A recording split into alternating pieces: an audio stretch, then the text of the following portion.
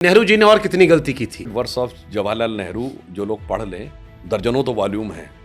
अगर लोग पढ़ लें तो उनको समझ में आएगा कि गलतियां जो हैं वो उनकी श्रृंखला कितनी बड़ी है।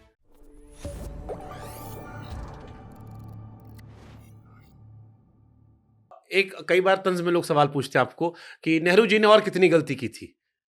मेरे विचार क्योंकि से कुछ भी होता है तो होता है नेहरू जी पे डाल दिया गया, उन्होंने ये किया था। नहीं, selected works of Jawaharlal Nehru जो लोग पढ़ लें, वो तो इतने सारे वॉल्यूम हैं, दर्जनों तो वॉल्यूम हैं।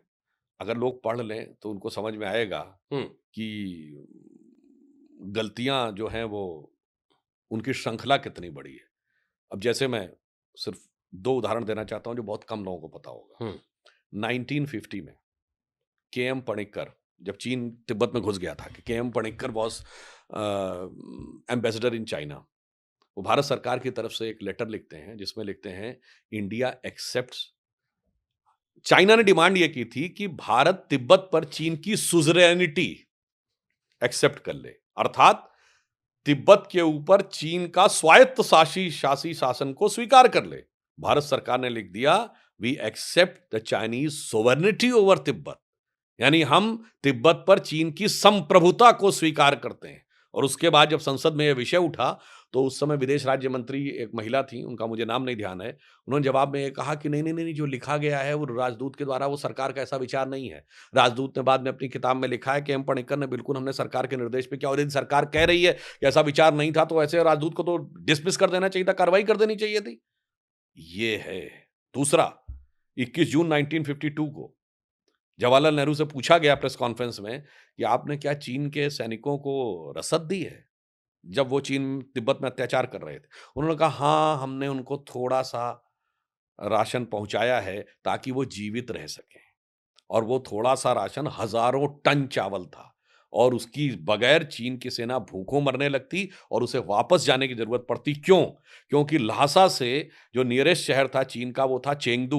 वो 2000 किलोमीटर से अधिक दूरी पे था, और उस जमाने में तिब्बत में ऐसी सड़कें नहीं थी जैसी आज हैं, बड़ी टूटी फूटी सड़कें थी। भारत से 250 पौने 300 किलोमीटर के दूर में था तवांग से, और भारत की तरफ सड़कें अच्छी थी क्योंकि शताब्दियों से तिब्बत से व्यापार होता रहा था। तो आप ये सोचिए आप किस किस को गलती क्या क्या गिनाएंगे। हुँ, इसीलिए मेरे विचार से हमें कोई जवाहरलाल नेहरू जी की हुँ, गलतियां बताने में रुचि नहीं है, हुँ, परंतु क्या करें, जब आप एक चीज बोलते हैं तो लिंक वहीं से निकल आती है। ठीक है। मैं और क वो भी आप ये समझिए जब आप उन्हीं के खानदान को लेके चल रहे हैं तो वो गलतियां तो फिर निकलेंगी ही ठीक है, निकलेंगी मैं मेरे कुछ ख्याल धर्म को लेके सवाल थे, लेकिन एक सवाल मेरे मन में सर ये आया कि तक्षशिला या नालंदा जैसी यूनिवर्सिटी आप लोगों ने क्यों नहीं बनाई? अब तो 11 साल हो गए।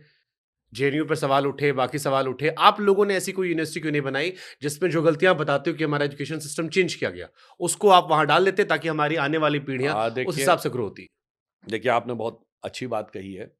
हमारी सरकार ने आने के बाद 2020 में पहली बार नई एजुकेशन पॉलिसी लेके आई हुँ, जिसमें आमूल-चूल परिवर्तन हुँ, एजुकेशन की फील्ड में किया गया। जैसे मैं एक उदाहरण देना चाहता हूँ, इससे पहले क्या होता था, 3 इयर्स का डिग्री कोर्स है। 2 साल के बाद कोई बच्चा तीसरा साल नहीं कर पाया तो उसका पूरा बेकार हो गया। हमने उसका बिल्कुल अलग-अलग सर्टिफिकेशन कर दिया है। केवल फर्स्ट ईयर करके हट जाएगा तो सर्टिफिकेट मिल जाएगा, हुँ, सेकंड ईयर करके हट जाएगा तो डिप्लोमा मिलेगा, थर्ड ईयर करके हटेगा तो डिग्री मिलेगी, और फोर्थ ईयर भी कर लेगा तो ऑनर्स की डिग्री मिल जाएगी। फिर हमने रिसर्च के लिए एक अलग व्यवस्था की है, और ताकि इस ढंग की यूनिवर्सिटीज को डेवलप हो सके हमने करीब 600-700 यूनिवर्सिटीज और एक्स्ट्रा बनाई है। जहां तक आप नालंदा के बनाने की बात कर रहे हैं, मैं 2 बातें उस इसमें। पैटर्न की बात कर हाँ, रहा हूँ जो हम उस हाँ, पैटर्न पे देखिए, पहले भारत के अंदर जो जागृति और स्वाभिमान उभरना शुरू हुआ है, वो आत्मविश्वास एक बार आ तो जाए, उसके बाद नालंदा की यूनिवर्सिटीज या तक्षशिला की यूनिवर्सिटीज कोई राज्य के द्वारा संचालित नहीं थी, ये पूरा समाज के द्वारा संचालित थी। इवन अगर आप ये भी ध्यान करें हुँ, तो महाभारत में जब युधिष्ठिर के जुए वाला उल्लेख आता तो वो कहता है विश्वविद्यालयों, मंदिरों और उनकी संपत्ति को छोड़ के सारा राज्य दांव पे लगाता हूं। तो they were not considered the state subject. तो वो चीजें उभरेंगी, सरकार निश्चित रूप से उसकी भी व्यवस्था करेगी। और अगर आप देखें तो एंशियंट पांडुलिपियों को डिजिटाइज करने के लिए इसी बजट में एक मैन्युस्क्रिप्ट वाला व्यवस्था की गई है। ये सब शुरुआत है ताकि हम पहले उनको डिजिटाइज करके, उनको ट्रांसलेट करके उस नॉलेज सिस्टम। अब आप एक छोटी सी बात देखिए, डब्ल्यूएचओ में एक सेंटर बनवाया, सेंटर फॉर ट्रेडिशनल मेडिसिन, और उसका केंद्र भारत के जामनगर में बना, क्योंकि सबसे स्ट्रक्चर्ड ट्रेडिशनल मेडिसिन का अगर डॉक्यूमेंट्री एविडेंस है तो आयुर्वेद के रूप में हमारे पास है। तो अगर आप देखें तो ये धीरे धीरे ठीक है। ये चीजें उभरती हुई आगे दिखाए, और चूंकि ये सिविलाइजेशनल चीज है, it will take 1 or 2 generation to establish. ठीक